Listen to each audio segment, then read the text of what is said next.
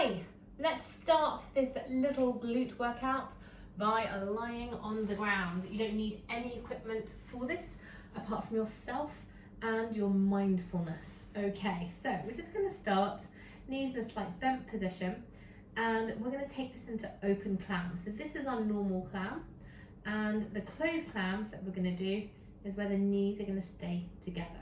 Are you ready? We have 1 minute. So the knees are going to be together and we're just lifting that back heel off the ground and placing it back.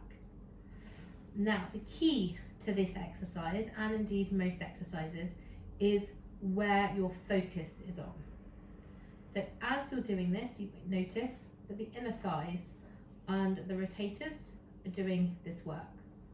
I also want you now to get some bum engagement. So that top glute of this top leg, I also want you to get involved.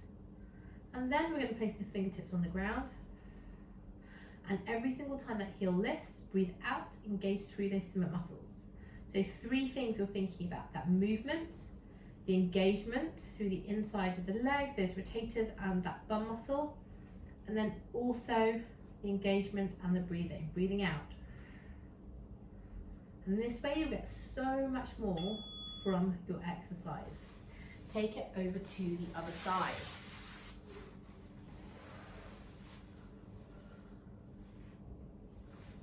So remember, as we start this one, you can just experiment with taking that heel off the ground. So the heel's going to come up.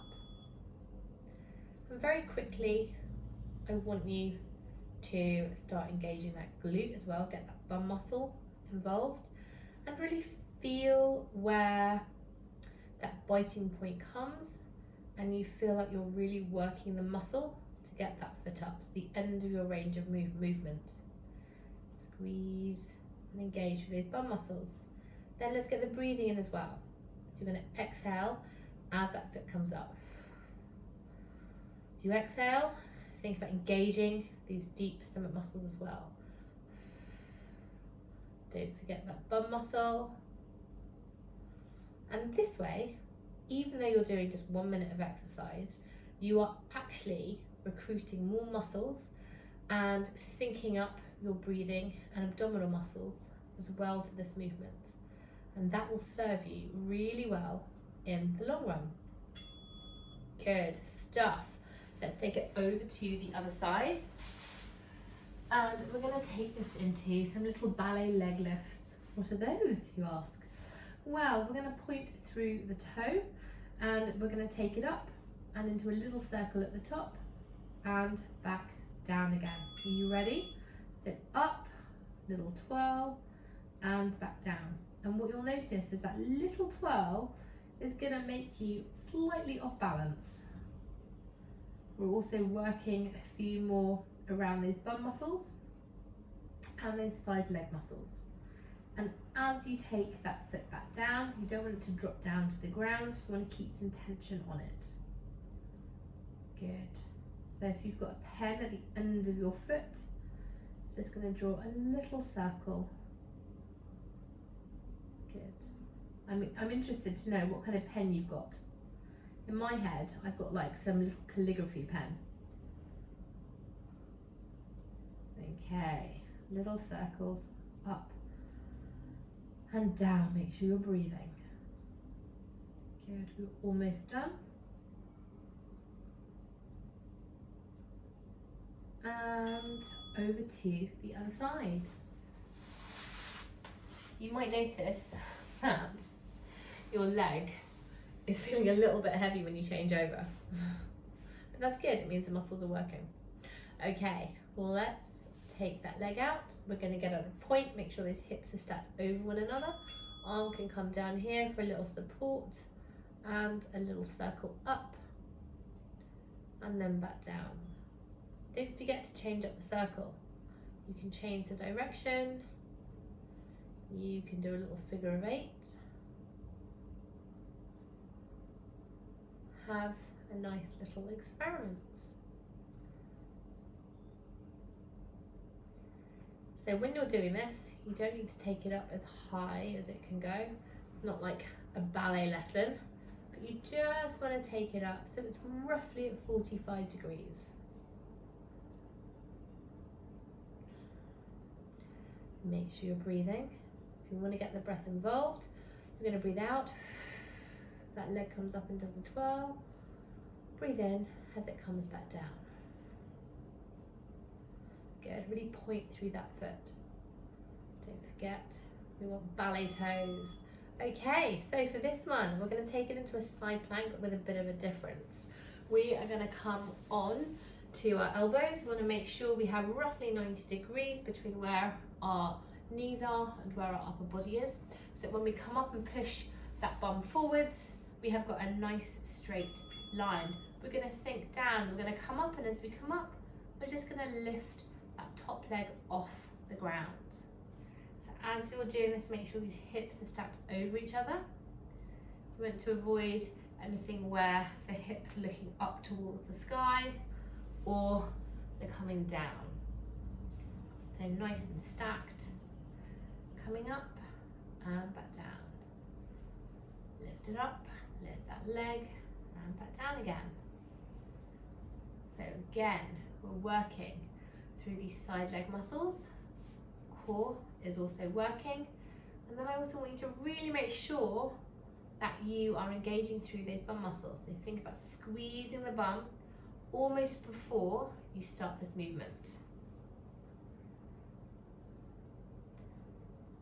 There is something that they call lazy glutes. It doesn't necessarily mean your glutes aren't working, because there are some movements that you're going to do that your bum will naturally work, but what it means is that we're just not engaging them optimally. Okay, are you ready? Other side, 90 degrees. You're going to push that bum all the way up, and the hip is going to drop down, and that knee comes up. So keeping that leg nice and bent. Good, really focus on these movements.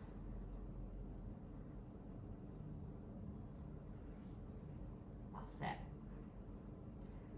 Nice strong lift. Try and keep everything nice and steady. Don't forget, squeeze through the bum almost before you start this movement. Relax at the bottom. So even though this isn't a bum exercise, we are working the muscles around it. We're definitely going to be working some of your bum muscles, but by getting that engagement in as well, you can give yourself some extra stability as we do this.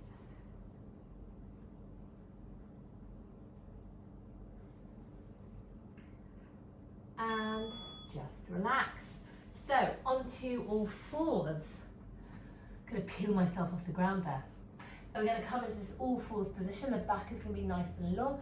Those ribs are going to be down, stacked over the pelvis. We're going to take one leg out.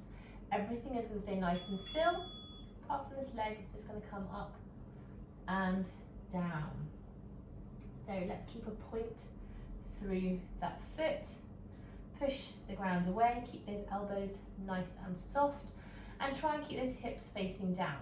So you might feel like you're not getting enough of a lift through the back. And one way you might try and get more of a lift is to arch the back or to open up those hips out to the side. We want to avoid that. And we just want to work on some very specific muscles, squeezing through the bum. So even before you start this movement, try and squeeze the bum muscles before you lift that leg. Hamstrings are getting strengthened. Good. Bum is as well. Abdominal muscles are also playing an important role. 2 and 1. We're very, very almost done. Don't even know if that's a proper sentence. Let's take it over to the other side. Push the ground away. We're going to lengthen through that other leg this time, pointing the toes, keeping hips down, and take this up and down. So imagine everything else is going to be super still. apart from this leg that's coming up and down.